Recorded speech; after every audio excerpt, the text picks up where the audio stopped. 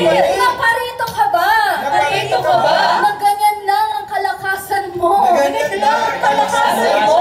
Sabi nga po no, ang kalakasan natin ay nanggagaling sa Panginoon. Amen? Kaya palayain ang mga kamay, palakpakin mo kayo ay sa aking Panginoon. Praise the Lord. Sabi po ng ating Panginoon sa Mark chapter 11 verse 24, no? Ask anything in prayer and believe that you will receive it. Naniniwala po kayo? Sino po may mga prayer request? Ano ko? Sino po may mga prayer request? Ayan, may mga envelope din po tayo dyan. Pakuha lang po kayo para sa ating prayer request, no? Ang mga prayer request na yan, nasulat na o hindi pa, isusulat pa lamang. Ang ambon na ito ay senyales na darating na ang inyong kahilingan. Amen? Amen. Sumigaw, Yahweh El Shaddai! Yahweh El Shaddai! Salamat po! Salamat po! Answered prayer na ako! Answered prayer na ako! Sige po lahat ng naniniwala na answered prayer na siya, ilabas sa mga pinagbalang panyo!